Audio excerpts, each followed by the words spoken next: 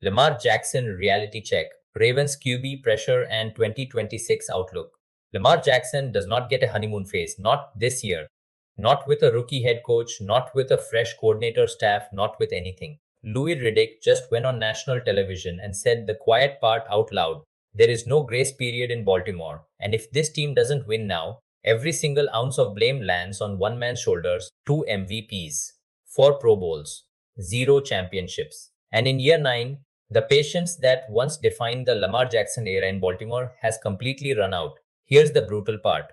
This isn't some hot take narrative manufactured for TV ratings. This is the actual football reality Lamar Jackson is stepping into. John Harbaugh is gone. The entire coaching staff got wiped out after an 8-9 collapse that ended a season many expected to end in a Super Bowl appearance.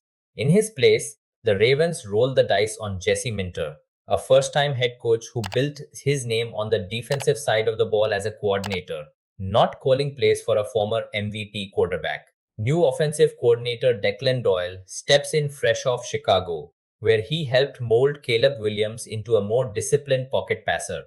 New defensive coordinator Anthony Weaver inherits a unit that has to be the backbone of this team, while the offense figures itself out under a completely different command structure. Normally, a franchise handing the keys to a rookie head coach comes with some built-in patience. Fans expect bumps. Analysts expect an adjustment period. That's how it works almost everywhere else in the league. Not in Baltimore. Not with Lamar Jackson under center. Because when the results don't come, nobody points at the rookie head coach learning on the job. They point at the two-time MVP who still hasn't gotten this franchise past the divisional round with any real consistency.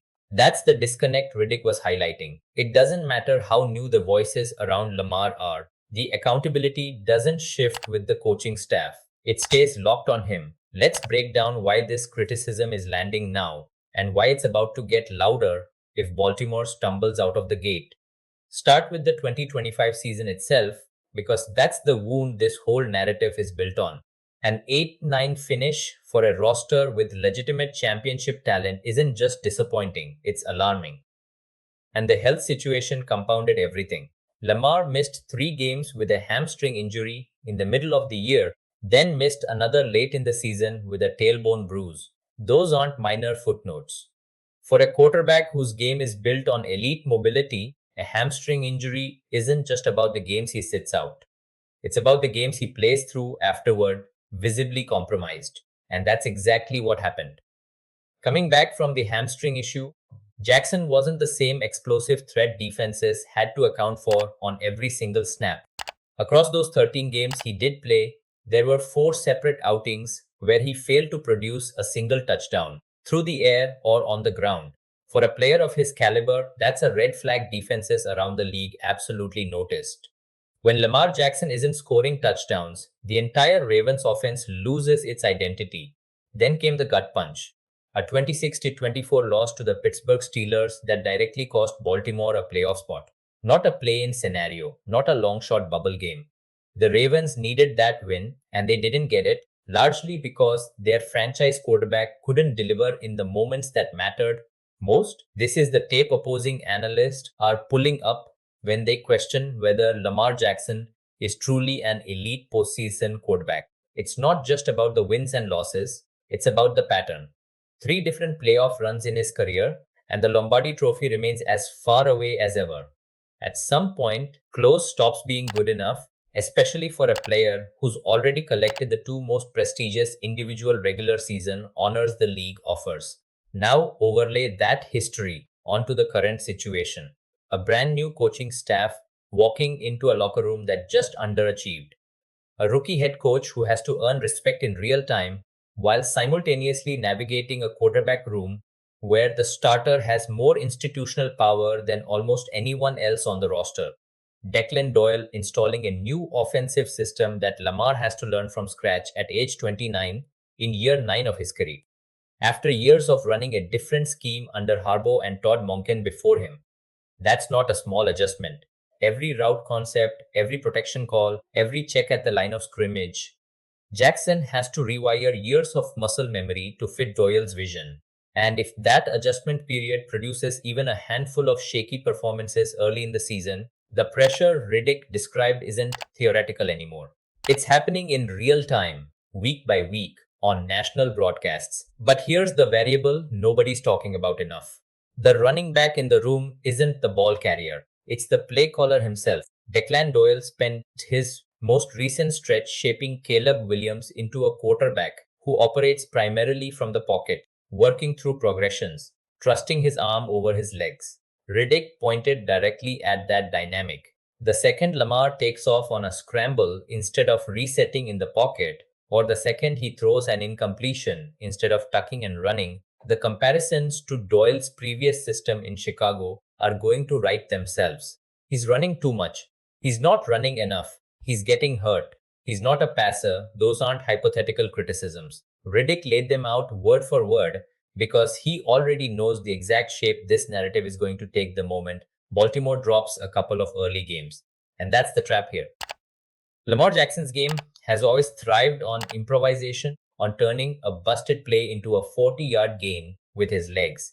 If Doyle's scheme nudges him toward a more traditional pocket rhythm, the Ravens risk neutering the exact trait that made Jackson an MVP in the first place, all in the name of growth as a passer.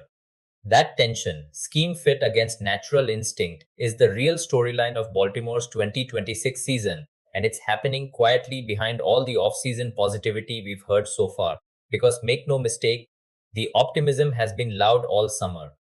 Back in May, Lamar himself called Minter's leadership style a breath of fresh air. That's a notable shift in tone from a quarterback who's had the same head coach his entire career up to this point. Training camp reports have backed that energy up on the field too.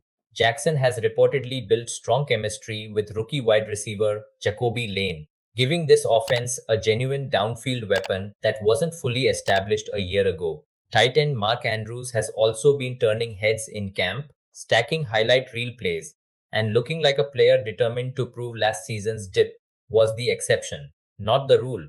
On top of the on field flashes, Jackson has reportedly taken on a bigger leadership role in the building than in years past. Whether that's a response to the coaching turnover or simply natural maturation in year 9, it signals a quarterback who understands exactly what's riding on this season. But camp hype is camp hype. Every team, every quarterback, every fan base feels good in August. The real evaluation doesn't start until the lights come on in September, when Doyle's scheme meets live NFL pass rushes, when Weaver's defense gets tested by real opposing offenses, and when Minter has to make in-game decisions with zero prior head coaching experience to fall back on.